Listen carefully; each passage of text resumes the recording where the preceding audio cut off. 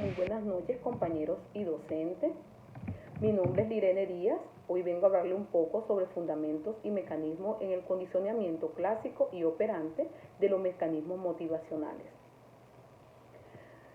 Vamos a hablarle un poco sobre el condicionamiento clásico. El condicionamiento clásico consiste en exponer a la persona el estímulo estresante o fóbico con el fin de hacer desaparecer la respuesta de ansiedad. Sin embargo, se realiza de forma que el estímulo se expone de forma gradual para reducir el comportamiento no deseado poco a poco. ¿Cuál es el objetivo del condicionamiento clásico? El objetivo consiste en aprender a relacionar estímulos o eventos de modo que unos hagan de señal para predecir los otros. ¿Cómo se produce el condicionamiento clásico? El condicionamiento clásico se basa en lo que podríamos determinar el aprendizaje de señal. Una señal es un estímulo externo o interno que anticipa o predice con un determinado grado de fiabilidad y un acontecimiento generalmente motivacionalmente significativo. Ejemplos de condicionamiento clásico. El condicionamiento clásico puede referirse en el hombre al aprendizaje de respuestas emocionales específicas. Por ejemplo, el miedo o incluso el desarrollo de fobias en las que el sujeto asocia un estímulo neutro o un estímulo considerado temeroso. Un ejemplo claro puede ser cuando estamos en el colegio y suena el timbre del receso y este anuncia la llegada del receso. Los alumnos lo asocian con las sensaciones de libertad y de reposo que experimentan en el recreo. Existen conceptos clave en el condicionamiento clásico. Para poder comprender el condicionamiento clásico es necesario tener en cuenta los siguientes elementos clave. Uno de ellos es el estímulo incondicionado. Hace referencia a aquel que de forma automática provoca una respuesta del organismo.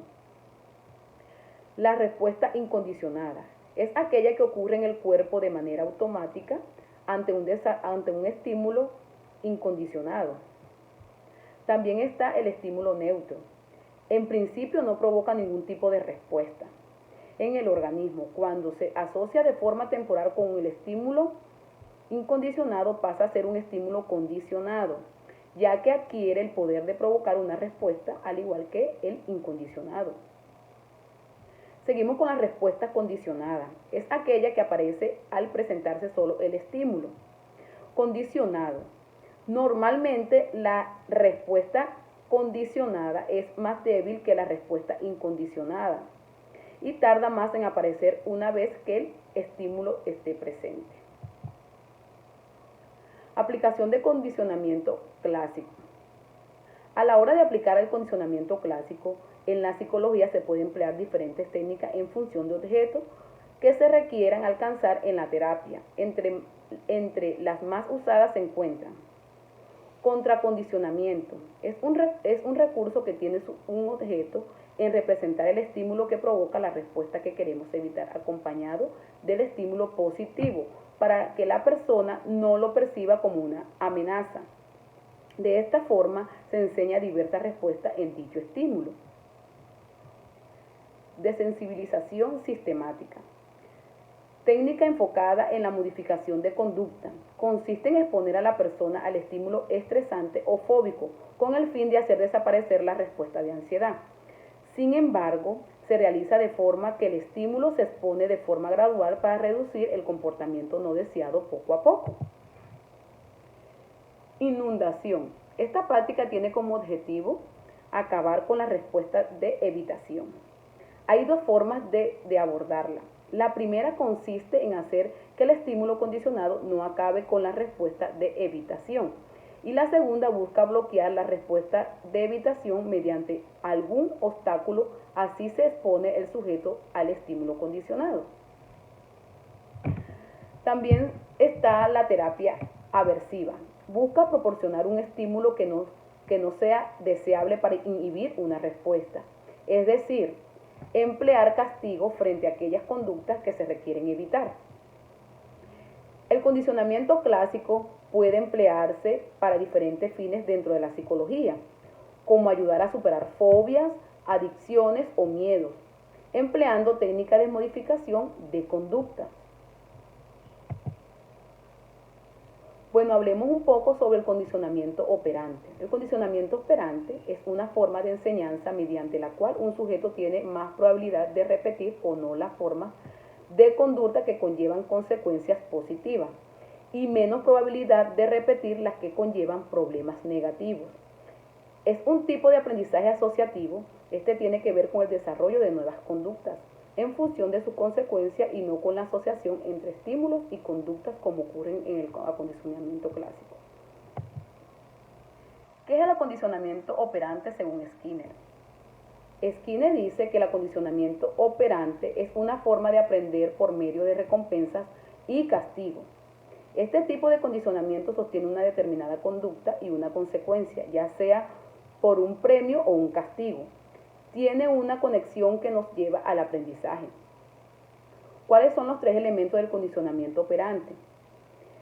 Bueno, el condicionamiento operante es un tipo de aprendizaje y una técnica de modificación de conducta que utiliza el refuerzo positivo y el refuerzo negativo, la omisión y el castigo para producir la adquisición o la extensión de una conducta.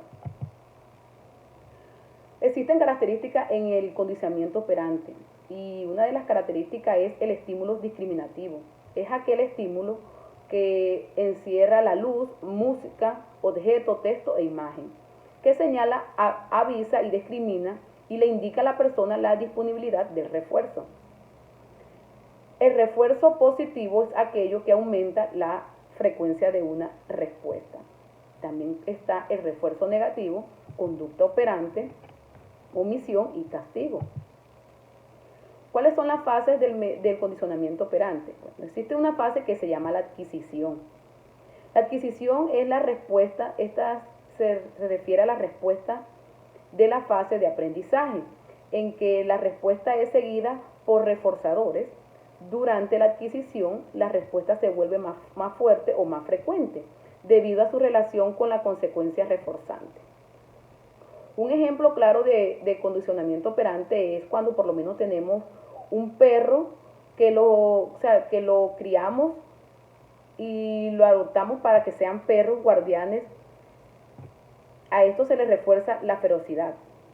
Mediante un estímulo positivo, cada vez que éste ataca a un extraño o un ladrón, la ferocidad de este perro irá aumentando conforme lo asocie la recompensa o la conducta que le apropicie el dueño o el amo del perro. Hay unas diferencias entre el condicionamiento clásico y condicionamiento operante. El condicionamiento clásico se refiere al aprendizaje de información sobre un estímulo, mientras que el acondicionamiento operante, este implica un aprendizaje sobre las consecuencias de la respuesta. Hablemos un poco sobre lo que es la teoría motivacional. Bueno, la motivación se puede definir como un proceso que inicia y guía y mantiene las conductas orientadas a lograr un objetivo o satisfacer una necesidad. Es la fuerza que nos hace actuar y nos permite seguir adelante incluso en las situaciones más difíciles. Los tipos de motivación. Está la motivación intrínseca y la motivación extrínseca. La motivación intrínseca es el medio para encontrar la satisfacción dentro de uno mismo. Los motivadores intrínsecos pueden ser la curiosidad o la aceptación de un desafío nuevo. La motivación extrínseca explica evitar el castigo externo o buscar recompensa. Dentro de la motivación también encontramos teoría del impulso. El impulso es la existencia de una energía en el organismo que le impulsa a actuar. La descripción secuencial sería la siguiente. En el organismo existe una necesidad que produce una acumulación de energía y esta genera un impulso en el sujeto. Es decir, la energía es el factor responsable del inicio de una conducta para satisfacer la necesidad y así reducir el impulso. Aportación de Woodward. En la literatura científica, el término impulso es atribuido por Woodward, aunque la idea originaria de fuerza que actúa desde el interior del organismo e impulsa a este actuar, pertenece a Freud. Freud utilizó el término triad, que fue traducido en inglés como instinto, porque el término impulso no existía en el campo de la psicología en aquel entonces. Posteriormente, el significado del mismo condujo a su traducción como impulso. Aunque algunos autores disienten al respecto, sin embargo, existen diferencias entre ambos autores respecto al término de impulso. Es decir, comienza a plantearse que el inicio de la conducta motivada se produzca por factores externos al sujeto y no al déficit de un componente de organismo, factor interno.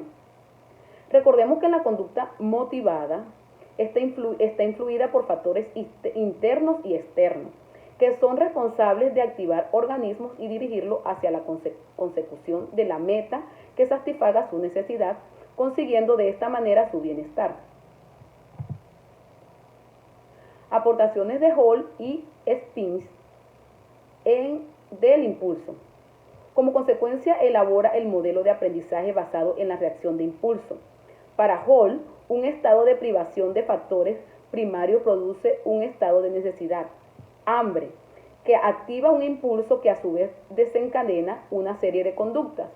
Por tanto, la intensidad de la conducta depende de la intensidad de la respuesta aprendida o hábito. La relación entre ambos factores es multiplicativa.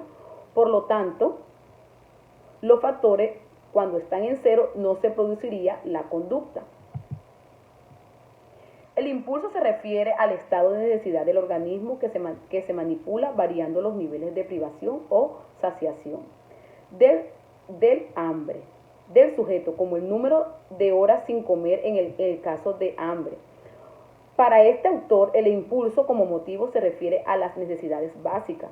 La conducta motivada se realiza cuando el impulso es elevado y se haya fortalecido en el hábito mediante el reforzamiento. Es decir, el impulso sería la suma de todas las necesidades del organismo. También encontramos el incentivo. El incentivo, describe algún objeto meta que motiva al sujeto, actúa como una guía de nuestra conducta, aproximarnos o evitar el objeto meta. La motivación del incentivo se entiende como factor mediante entre las características de un objeto meta y la respuesta dirigida de dicho objeto. El valor de incentivo de un objeto meta depende de la intensidad o vigor de la respuesta consumatoria.